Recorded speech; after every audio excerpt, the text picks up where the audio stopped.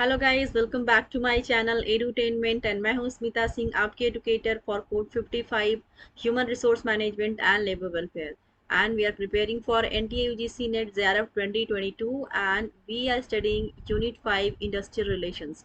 सो industrial relations जैसा कि आपको पता है बहुत ही important you can say unit है। टॉपिक्स इसके सारे टॉपिक्स बहुत ही इंपॉर्टेंट है एग्जाम में। इनके इन लाइक यूनिट 5 से बहुत सारे क्वेश्चंस और अलग अलग तरीके से क्वेश्चंस पूछे जाते हैं। सो एग्जाम पर्सपेक्टिव से यूनिट 5 बहुत ही इंपॉर्टेंट है। वैसे इंपॉर्टेंट तो सारे ही टॉपिक्स है, सारे ही यूनिट्स हैं, बट इंडस्ट्रियल रिलेशन से काफ़ी सारे क्वेश्चन पूछे जा सकते हैं, पूछे जाते हैं। आप अगर PYQs उठा के देखेंगे प्रीवियस ईयर्स क्वेश्चन, तो आपने देखा होगा दैट अगर आपने इससे पहले अगर आप फर्स्ट टाइम अपियर करने जा रहे हैं यूजीसी नेट जेआरएफ 2022 के लिए for HRM and labour welfare code 55 के लिए अगर आप फर्स्ट टाइम अपियर होने जा रहे हैं तो आपको शायद आइडिया नहीं होगा। अगर आप PYQs उठा करके देखेंगे प्रीवियस क्वेश्चंस, तो आपको देखने को मिलेगा कि कितने सारे क्वेश्चंस पूछे गए हैं और अलग अलग तरीके से पूछे गए हैं, पैटर्न अलग है। कभी कभी सेम क्वेश्चन पूछ देते हैं, most of the time same question पूछते हैं। और कई बार क्या होता है कि क्वेश्चन तो सेम रहता है, मतलब सेम रहता है, लेकिन उसके जो पूछने का तरीका अलग हो जाता है। राइट, उनकी जो फॉर्मेशन में थोड़ा चेंजेस कर देते हैं। तो आपको यूनिट 5 बहुत ही ध्यान से पढ़ना है। अभी तक जितने भी सेशंस मैंने लिए हैं वो सेशंस बहुत ही इंपॉर्टेंट रहे हैं। अगर आपने उन सेशन को नहीं देखा है तो आप देख सकते हैं, क्योंकि थ्योरी पार्ट स्ट्रांग होना बहुत ज़रूरी होता है किसी भी स्टूडेंट के लिए, किसी भी सब्जेक्ट के लिए, किसी भी वनडे एग्जाम के लिए अगर आप प्रिपरेशन कर रहे हैं तो आपका थ्योरी पार्ट बहुत ही यू नो क्लियर, आपके कॉन्सेप्ट जो है ना बहुत ही क्लियर एंड क्रिस्टल होने चाहिए, आपके कॉन्सेप्ट क्लियर होने चाहिए, आपका बेस मजबूत होना चाहिए। सो बेस मजबूत कहाँ से होता है? That is from theory part. Theory अगर आपकी थ्योरी स्ट्रांग नहीं है, आपको कॉन्सेप्ट समझ में नहीं आता है, आप उसकी ओरिजिन को नहीं समझ रहे हैं, तो आप क्वेश्चन को सॉल्व नहीं कर पाएंगे। रट्टा मार के कभी भी कोई एग्जाम कोई क्रैक नहीं कर सकता है, that you know very well. Right. So मेरा फोकस है कि हम दोनों को साथ में लेकर के चलेंगे, थ्योरी पार्ट को, और and along with the theory part will study PYQs and MCQs as well. जैसा कि आपने मेरे अगर चैनल को आपने सब्सक्राइब किया होगा तो आपने देखा होगा कि मैंने ढेर सारे PYQs सॉल्व करवाए हैं, MCQs मैंने सॉल्व करवाए हैं। मैंने अभी यूनिट 5 स्टार्ट करने से पहले मैंने 100 मोस्ट इंपॉर्टेंट MCQ सीरीज करवाए थे, जो कि 100 क्वेश्चन, वो जो कि बहुत ही रिपीटेड क्वेश्चंस होते हैं। हर एग्जाम मतलब हमेशा ये क्वेश्चंस रिपीट हो जाते हैं, उनके क्वेश्चन उनके बेसिस पे नए क्वेश्चन भी बनते हैं। तो आप अगर नहीं देखे हैं PYQs को, MCQs के सेशंस को, तो आप देख सकते हैं मेरे चैनल स्मिता सिंह एडुटेनमेंट पे जा करके। राइट। अगर आपके फ्रेंड सर्कल में भी कोई प्रिपरेशन कर रहा है, अगर आपको खुद को मेरा चैनल अच्छा लगता है, तो आप उनको मेरा चैनल रेफर कर सकते हैं, that they also can avail my classes and they can be get benefited. Right. So हम आगे बढ़ते हैं ज़्यादा बात ना करते हुए। ये आपके सामने स्क्रीन पर कंटेंट्स हैं, क्या क्या कंटेंट्स आपको पढ़ने हैं यूनिट 5 में इंडस्ट्रियल रिलेशन से, आपने देखा होगा। सो आज हम बात करेंगे industrial relations machinery in India. So last session में हमने बात की थी इंडस्ट्रियल डिस्प्यूट की, इवोल्यूशन ऑफ इंडस्ट्रियल रिलेशंस की। जो हमने टॉपिक किया था, वो इनिशियल 2-3 जो सेशंस थे, इवोल्यूशन ऑफ इंडस्ट्रियल रिलेशंस के बारे में बात किया था हमने। हमने फिर बात किया था इंडस्ट्रियल डिस्प्यूट की, and now we will talking about industrial relations machinery in India. क्या मशीनरीज, क्या चीज़ें यूज़ की जाती है इंडस्ट्रियल रिलेशंस को मेंटेन करने के लिए, इंडस्ट्रियल रिलेशंस को बनाने में क्या क्या मशीनरीज यूज़ होती हैं, ये हम देखेंगे। राइट। मैं आगे आपके स्लाइड को आगे बढ़ाते हुए मैं आपको स्क्रीन पर दिखा रही हूँ। ये सारे जो आपके सामने ऑप्शंस दिख रहे हैं, जितने भी टॉपिक्स आपको दिख रहे हैं, ये सब हमने लास्ट सेशन में किया हुआ है। इंडस्ट्रियल डिस्प्यूट का हमारा जो टॉपिक था वो लास्ट सेशन में हमने किया था। आपने नहीं देखा होगा तो उस सेशन जाके देख सकते हैं चैनल पर। फॉर्म्स ऑफ डिस्प्यूट भी हमने कर लिया है। उसके अंदर स्ट्राइक्स की बात की थी हमने, स्ट्राइक कितने तरह की होती है, किस तरह की स्ट्राइक होती है, कब जब कोई भी इम्प्लॉई एकजुट होकर के काम को करना बंद कर देते, that is called strike. So strike में भी वैरायटीज होती हैं। स्ट्राइक में भी, स्ट्राइक्स के भी टाइप होते हैं, कितने टाइप होते हैं और उन टाइप में क्या उनके मतलब होते हैं। सपोज इकोनॉमिक स्ट्राइक क्या होती है, सिंपैथेटिक स्ट्राइक क्या होती है, जनरल स्ट्राइक क्या होती है, स्टे इन स्ट्राइक क्या है, स्लो डाउन स्ट्राइक क्या है। जैसा कि आपने मैंने लास्ट सेशन में बताया था कि स्टे इन स्ट्राइक को pen down and tool down strike भी बोला जाता है। तो क्यों बोला जाता है, आपको थ्योरी पे मैंने समझाया था। अगर आपने इन सेशन को नहीं देखा है तो प्लीज़ जाकर के देखिए, ताकि आपके कॉन्सेप्ट क्लियर हो जाए। क्योंकि स्ट्राइक पे भी, इंडस्ट्रियल डिस्प्यूट पे भी बहुत सारे क्वेश्चन पूछे जा चुके हैं प्रीवियस ईयर्स में और अपकमिंग एग्जाम में पूछे जाएंगे। क्वेश्चंस रिपीटेड आते हैं, जैसा कि मैं हमेशा बोलती हूँ कि क्वेश्चन रिपीटेड आते हैं और नए क्वेश्चन की फॉर्मेशन भी होती है। बात वही रहती है, क्वेश्चन के फॉर्मेशन में थोड़ा चेंजेस कर देते हैं, राइट। बायकॉट क्या होता है, पिकेटिंग स्ट्राइक क्या होती है, घिराव क्या होता है। ये सारी बातें हमने लास्ट सेशन में किया था। कॉजेज ऑफ इंडस्ट्रियल डिस्प्यूट की भी बात की थी हमने लास्ट सेशन में। उस कॉजेज ऑफ डिस्प्यूट में क्या क्या कॉजेज हैं डिस्प्यूट के, that they are economic causes हो सकते हैं, पॉलिटिकल कॉजेज हो सकते हैं, पर्सनल कॉजेज होते हैं, एंड इनडिसिप्लिन की वजह से भी इंडस्ट्रियल डिस्प्यूट होता है, right. Impact of industrial dispute की भी बात हम करेंगे इस सेशन में। इम्पैक्ट ऑफ डिस्प्यूट हमारा इस सेशन का पहला टॉपिक होगा। Let start with this topic. Let start. Impact of dispute के अंदर देखेंगे, consequences of industrial disputes are often far reaching as they disturb the economic, social and political life of a country. Industrial dispute create turmoil between the management and the labor and are in fact symptoms of poor industrial relations. The adverse effects of industrial conflicts may be enumerated as follows. क्या impact, क्या industrial disputes की वजह से क्या impact होते हैं वो आपको देखने को मिलेगा। तो आपको समझना है कि क्या उसके इम्पैक्ट होते हैं, किस तरह से वो इम्पैक्ट करते हैं, राइट। कॉन्सिक्वेंसेज के बेसिस पे देखेंगे कि उसका परिणाम क्या निकल के आता है। That consequences of industrial disputes are often far reaching as the disturb the economic, social and political life of a country. जब इंडस्ट्रियल डिस्प्यूट होते हैं तो किन किन चीज़ों को अफेक्ट करते हैं, उनका इम्पैक्ट कहाँ कहाँ पर देखने को मिलता है। Then first of all you see impact on economy. अगर सपोज ऑर्गेनाइजेशन की अगर बात करते हैं, ऑर्गेनाइजेशन में काम करने वाला वर्कर अगर काम नहीं करता, उसने काम करना बंद कर दिया, तो प्रोडक्टिविटी नहीं होगी, प्रोडक्शन नहीं होगा, तो ऑब्वियस सी बात है कि सेल नहीं होगी, क्योंकि आपके पास अगर प्रोडक्ट ही नहीं रहेंगे सेल करने के लिए तो आप बेचेंगे क्या, राइट। आप क्लाइंट्स को क्या देंगे, जो आप सर्विस प्रोवाइड कर रहे हो सर्विस ही नहीं दे पा रहे हैं, क्योंकि सर्विस कहाँ से देंगे, क्योंकि स्ट्राइक पर चले गए हैं वर्कर्स, या फिर उनको कोई इंटरनल डिस्प्यूट है, इंटरनल ग्रीवियंस है ऑर्गेनाइजेशन से, या फिर इंटरनल कोई कॉन्फ्लिक्ट है वर्कर के बीच में, जिसकी वजह से काम नहीं हो पा रहा है। तो जो डिस्प्यूट का जो इम्पैक्ट होता है, फर्स्ट ऑफ ऑल काम जैसे ही बंद होता है वैसे ही आपका रिवेन्यू भी बंद हो जाएगा, क्योंकि अगर आप सर्विसेज प्रोवाइड नहीं करेंगे अपने क्लाइंट को, कस्टमर्स को, मार्केट में अगर आप अपने प्रोडक्ट को नहीं उतार पा रहे हैं, तो आपको पैसा कहाँ से मिलेगा, पैसा नहीं आएगा, तो ऑब्वियस सी बात है आपकी इकोनॉमी, आपकी जो इंडस्ट्रियल इकोनॉमी है वो इफेक्ट होगी, अफेक्टेड होगी, राइट। सबसे पहले तो आपकी इकोनॉमी पे फर्क पड़ता है अगर डिस्प्यूट होता है तो डिस्प्यूट से बहुत सारे कॉजेज होते हैं, बहुत सारे नुकसान होते हैं, इंटरनल, एक्सटर्नल, पर्सनल लेवल पे भी, प्रोफेशनल लेवल पे भी। तो ये बहुत ही डेंजरस होता है industrial dispute.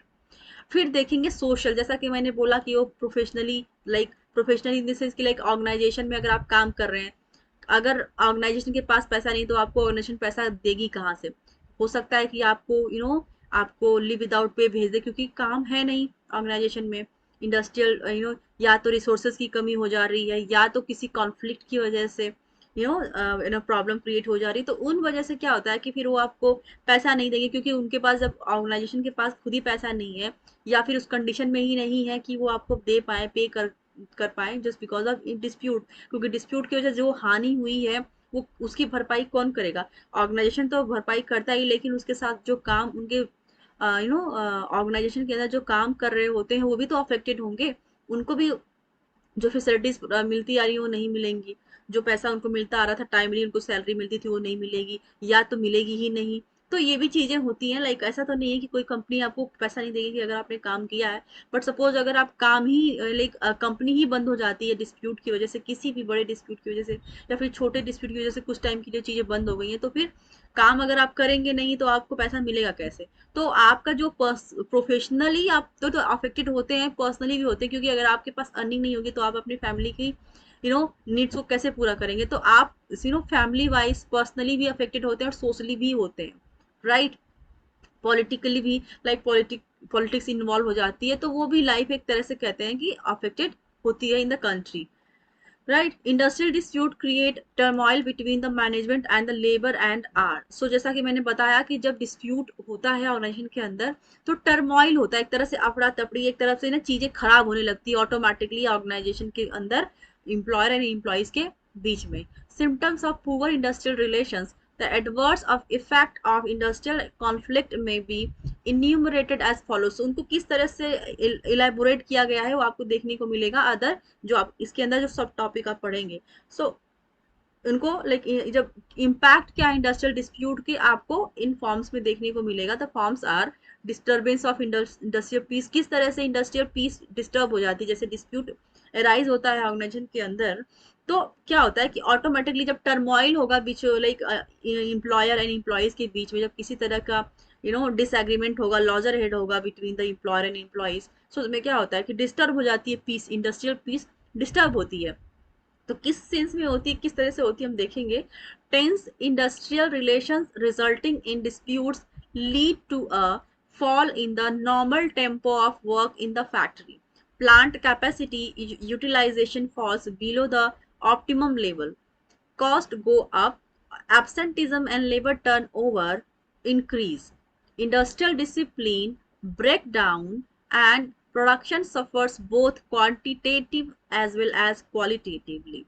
So disturbance industrial peace क्या है, जब आप देखेंगे कि जब टर्मोइल होता है बिटवीन एम्प्लॉयर एंड एम्प्लॉय, जब चीजें अच्छी नहीं होती है, कहते हैं कि इंडस्ट्रियल अनरेस्ट होता है जब इंडस्ट्री के अंदर between the employer and employees के बीच में, तो क्या होता है ऑटोमेटिकली काम बंद हो जाता है, काम नहीं होता है। ठीक है, तो उससे क्या होता है कि जो प्रोडक्ट होता है पहले तो वो प्रोडक्ट ही आप बना नहीं पाएंगे, बनाते हैं तो उसकी जो क्वालिटी कहीं ना कहीं आप क्वांटिटी को मेंटेन नहीं कर पा रहे, क्योंकि जब लोगों के बीच में कहते हैं कि ऑर्गेनाइजेशन के अंदर एम्प्लॉयर और एम्प्लॉयज के बीच में डिसएग्रीमेंट है, लॉजर है, डिस्प्यूट है, कोई ग्रीवियंस है, तो जिसकी वजह से वो काम बंद हो जाएगा। तो काम अगर बंद होगा तो प्रोडक्शन भी तो बंद होगा, प्रोडक्शन की जो प्रोडक्टिविटी थी वो बंद हो जाएगी। जितने आपने नंबर ऑफ क्वांटिटी में आप प्रोडक्ट प्रोड्यूस करते थे, बनाते थे, मैन्युफैक्चर करते थे चीज़ों का, सपोज कोई मैन्युफैक्चरिंग इंडस्ट्री, तो जितनी मैन्युफैक्चरिंग होती थी वो नहीं हो पाएगी क्योंकि लोग टर्मोइल के कंडीशन में हैं ये ऑर्गेनाइजेशन के अंदर। तो चीजें नहीं, आपकी क्वांटिटी पे तो अफेक्ट पड़ेगा ही, क्वालिटी में भी होगा, क्योंकि जितने अगर आप देखेंगे कि अगर कोई काम अगर आप मन से करते हैं तो कितना अच्छा करते हैं और बिना मन के करते हैं तो कैसा करते हैं। तो ऑब्वियस ही बात है जहाँ पे क्वांटिटी पे अफेक्ट पड़ेगा वहीं पर whereas quantity will be affected as well. ठीक है, क्वालिटी भी अफेक्ट होगी, क्वांटिटी के साथ साथ क्वालिटी भी अफेक्ट होगी। तो इंडस्ट्रियल पीस जो होते हैं, जो कहते हैं ना कि इंडस्ट्री के अंदर जो टर्मोइल है, इंडस्ट्रियल अनरेस्ट है, just because of logger head between employer and employees, किसी न किसी वजह से होता है, लाइक वो बहुत उसके बहुत सारे रीजन हो आप होते हैं, आपको मैं आगे बताऊंगी आगे के टॉपिक्स में। सो आप एक नॉर्मल अंडरस्टैंडिंग के साथ समझेंगे कि जब इंडस्ट्री में अनरेस्ट होता है, इंडस्ट्रियल इंडस्ट्री के बीच में टर्मोइल होता है, इंडस्ट्रियल अनरेस्ट होता है, जहां पर लोग जो काम कर रहे हैं ऑर्गेनाइजेशन के अंदर, वर्कर्स यू कैन से, वो उनका डिस्प्यूट हो जाता है, वो किसी न किसी वजह से खुश नहीं है अपने एम्प्लॉयर से, तो वहां पे जब डिसएग्रीमेंट होता है तो ऑब्वियस सी बात है डिस्प्यूट एराइज हो जाएगा, वहीं पे शिकायतें स्टार्ट हो जाएंगी।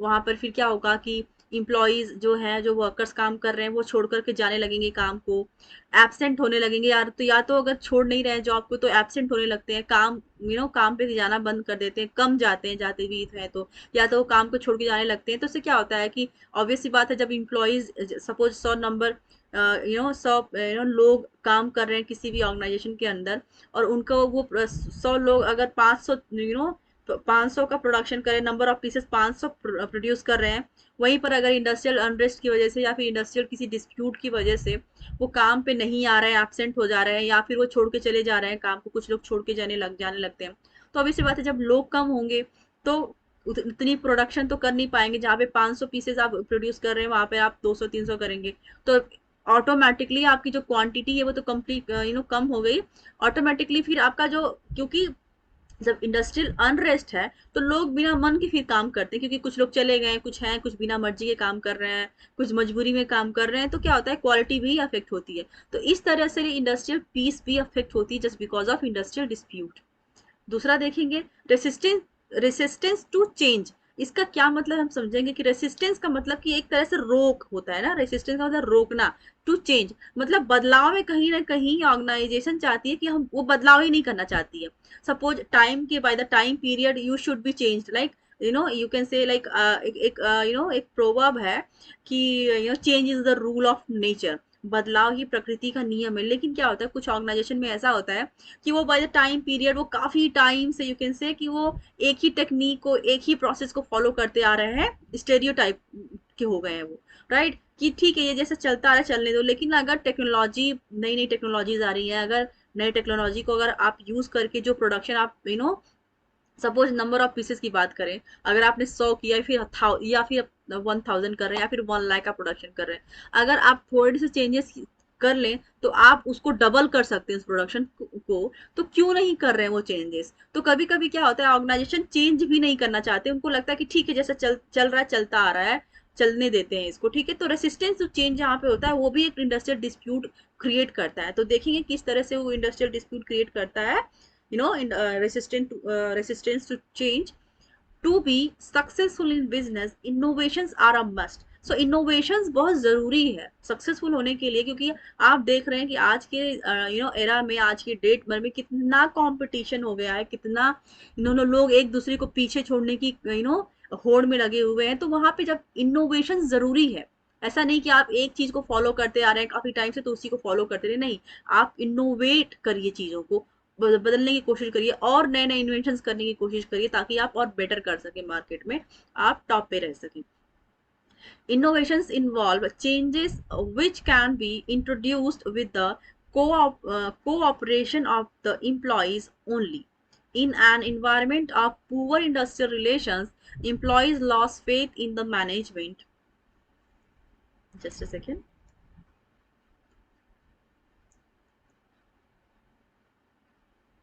In the management, and therefore they not only indulge in non-cooperation with the management but also resist all changes necessary for the survival and growth of the enterprise. So क्या कह रहे हैं कि इनोवेशंस बहुत जरूरी होते हैं, इनोवेशंस का इन्वॉल्व होना बहुत जरूरी है to change the environment, to change the thing which is going through from long period of time. So क्या होता है कि वहां पे जरूरी होती है, और उसमें उस इनोवेशन में इम्प्लॉयज को भी कोऑपरेट करना होता है। नहीं, ऐसा नहीं है कि सिर्फ इम्प्लॉयर ही कभी कभी होता है कि वो चेंज नहीं चाहते हैं।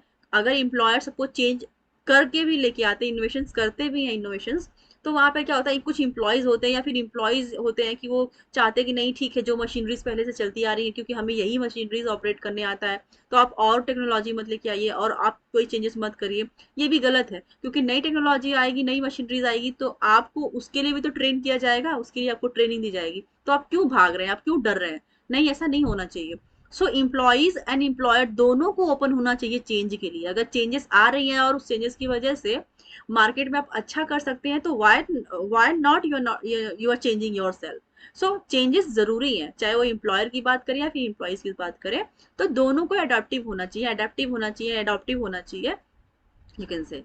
In an environment of the poor industrial relations, employees lose faith in the management, and therefore they not only indulge in non-cooperative with the management but also resist all changes necessary for the survival and growth of the enterprise. So जहाँ पर उनको लगता है कि environment जो क्या होता है कि अब वो change चाहते नहीं है। मैंने जैसा कि बताया कि नई मशीनरीज आ गई तो उसको ऑपरेट करने के नए तरीके आ गए, ऑब्वियस सी बात है कि नई मशीनरी होगी उसका तरीका भी नया होगा।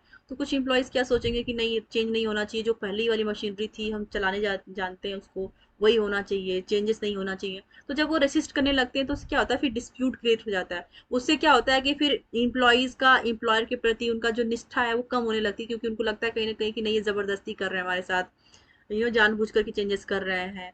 तो फिर वो सब चीजें लैक होने लगती है, तो ये भी एक डिस्प्यूट क्रिएट करता है इंडस्ट्री के अंदर। So this is what trying to say this topic is resistant to change. I hope आपको समझ में आ गया होगा कि मैं क्या कहना चाहती हूँ, ये थ्योरी के थ्रू मैं क्या कहना चाहती हूँ और ये थ्योरी क्या कह रहा है। अगर आपको नहीं समझ में आता है, कहीं पे भी अगर लगता है कि मैं लैक कर रही हूँ, then you can let me know, I will work on that for sure. Okay, third देखेंगे, that is frustration among employees. Frustration level क्या होता है एम्प्लॉयज के बीच में, वो देखेंगे। Employees work in a particular organization for the satisfaction of their physical, social, and egoistic needs.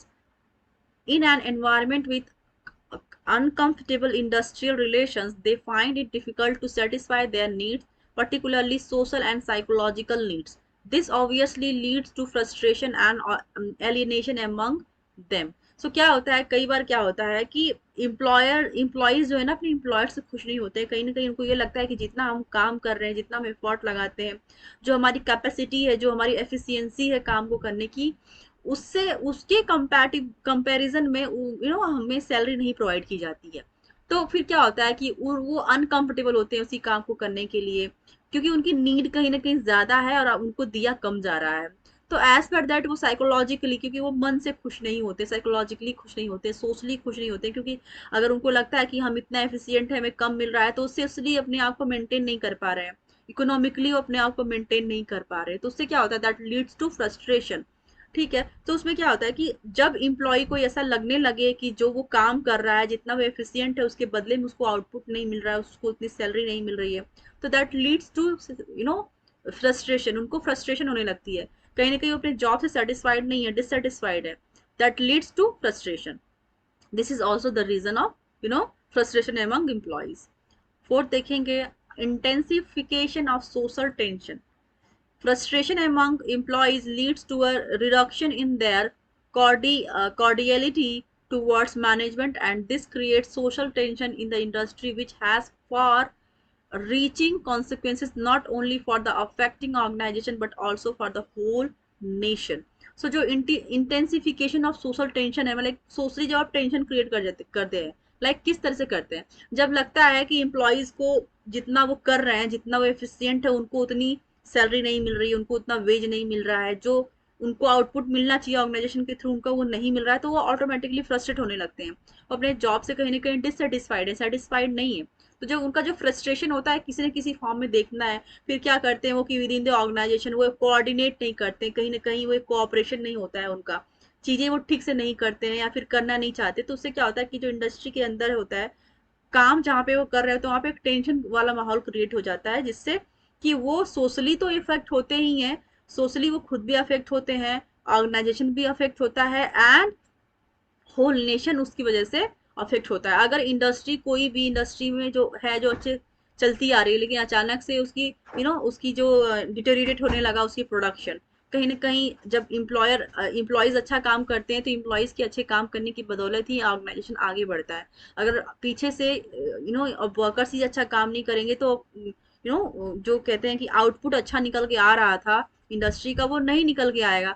तो ऑब्वियस सी बात है, जब इंडस्ट्री अच्छा परफॉर्म नहीं करेगी, तो इंडस्ट्री जो मार्केट में सर्वाइव नहीं करेगी, तो कहीं ना कहीं आप इकोनॉमिकली नेशन को भी अफेक्ट करेगा, क्योंकि ज्यादा कमाएंगे तो वो टैक्स तो देंगे। सपोज आप छोटे से एग्जांपल के थ्रू आप समझ सकते हैं कि अगर कोई भी इंडस्ट्री अच्छा काम करती है, अच्छा परफॉर्मेंस करती है मार्केट के अंदर, तो वो टैक्स भी तो पे करती है गवर्नमेंट को। तो आप देखेंगे कि वो जो इंडस्ट्री खुद डिटोरिएट हो रही है काम के थ्रू, वर्कर्स काम नहीं कर रहे हैं, इंडस्ट्री अच्छा परफॉर्म नहीं कर पा रही है, तो उससे क्या होगा कि इंडस्ट्री तो अफेक्ट होती है, उस इंडस्ट्री के बेसिस पे ऑर्गेनाइजेशन जो कॉम्पिटिटर है, वो आगे बढ़ेंगे, वो पीछे रह जाएंगे, वो टैक्स उतना नहीं पे करेंगे जितना वो पे करते आ रहे थे, तो गवर्नमेंट को उतना पैसा नहीं जा पाएगा। सो गवर्नमेंट को पैसा नहीं जा रहा है, इसका मतलब कि नेशन भी उससे अफेक्ट हो रहा है, राइट। सो बहुत सारी चीजें वैरी करती हैं इस चीजों को रिलेट कर, अगर आप रिलेट करेंगे तो, राइट। लास्ट जिसका फिफ्थ ऑप्शन है, that is adverse effect on the economy. क्या है एडवर्स, इसका इफेक्ट, इसका जो इफेक्ट आपको देखने को मिलेगा, दैट इज एडवर्स, बहुत बुरा इफेक्ट क्या है इसका है, that you'll see. Industry and economy are interrelated and interdependent. Direct loss of output caused by an enterprise suffering from poor industrial relations may not be substantial, but the total loss caused due to its multiplier effect on the total economy might be astonishing. मतलब astonishing का मतलब चौंकाने वाली, आपको जो loss आप देखेंगे आपको चौंका देने वाला होगा, लाइक कि जो आप देखेंगे कि इंडस्ट्री कहीं ना कहीं, अगर जैसा कि मैंने आपको समझाया कि अगर इंडस्ट्री अच्छा परफॉर्म नहीं कर रही है, इंडस्ट्री में जो काम करने वाले हैं वर्कर्स इंटरनली डिस्टर्ब है, डिससेटिस्फाइड है, तो ऑब्वियसली बात है अगर वो सेटिस्फाइड नहीं है अपने जॉब से, तो काम भी वो अच्छा नहीं करेंगे। तो अगर आप सोचिए, सोच करके देखिए कि ऑर्गेनाइजेशन में अगर हर एक इम्प्लॉय इसी तरह से इसकी सोच के साथ काम करने लगे, तो वो काम अगर अच्छा नहीं कर रहा है, सेटिस्फाइड नहीं है अपने जॉब से, तो वो अपना पूरा 100% नहीं देगा। अगर 100% नहीं देगा, तो आपको आउटपुट कैसे 100% मिलेगा? लाइक आप कैसे मार्केट में एज एन ऑर्गेनाइजेशन अच्छा परफॉर्म करेंगे? तो उससे क्या होगा कि वो पुअर जो उनका परफॉर्मेंस है, जिसकी वजह से उसकी इकोनॉमी भी पुअरली परफॉर्म कर रही है, और उससे क्या इफेक्ट क्या होता है, आप देखेंगे कि वो जो आपको इफेक्ट उसका देखने को मिलेगा, दैट विल बी एस्टॉनिशिंग, आपको वह चौंका देने वाला वो इफेक्ट होगा। आप एक सिंपल से वर्ड में समझेंगे कि industry and economy are interrelated and interdependent. मतलब जो इंडस्ट्री और इकोनॉमी है, दोनों ही ये इंटर रिलेटेड है एंड इंटरडिपेंडेंट भी है। कहते हैं कि एक दूसरे से वो इंटर रिलेट करती हैं कहीं ना कहीं, जो इकोनॉमी और इंडस्ट्री है, राइट। कि अगर काम अच्छा करेंगे तो परफॉर्मेंस अच्छा करते हैं तो आउटपुट अच्छा आएगा, इकोनॉमी अच्छी आएगी, फिर वो टैक्स देंगे गवर्नमेंट को, गवर्नमेंट भी हैप्पी, वो भी हैप्पी। क्योंकि टैक्स से क्या होता है कि जो हमारा समाज है, जो हमारा नेशन है, टैक्स पे ही तो चलता है। गवर्नमेंट इतनी सारी फैसिलिटीज लेकर के आती, किसके बेसिस पर लेके आती है? जो जनता का पैसा, क्योंकि वो जनता को ही तो देती है। जनता से अगर पैसा नहीं मिले तो जनता को कैसे देगी? तो जो इंडस्ट्रियलिस्ट है, उनसे उनको पैसा मिलता है। जो नॉर्मल पीपल लाइक हम अगर अगर एक शैम्पू खरीद रहे हैं तो उस पर टैक्स हम पे करते हैं। कोई नागरिक ये नहीं कह सकता कि हम टैक्स नहीं देते, हर एक नागरिक टैक्स देता है। कैसे?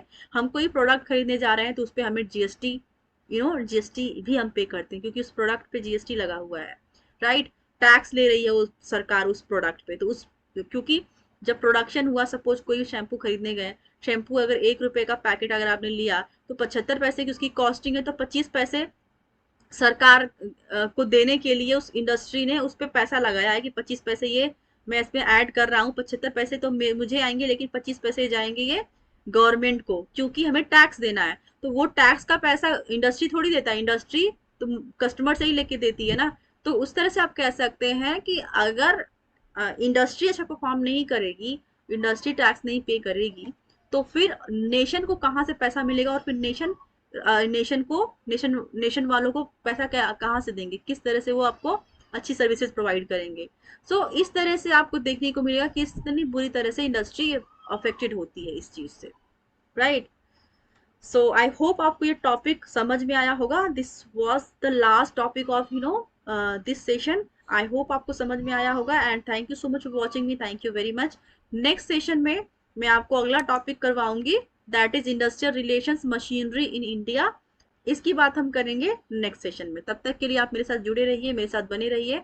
एंड अगर आपको मेरे सेशंस पसंद आते हैं, मेरा चैनल पसंद आता है, तो आप सब्सक्राइब करिए मेरे चैनल को, लाइक करिए सेशंस को, एंड शेयर करिए with your friends. Thank you so much for watching me, thank you very much.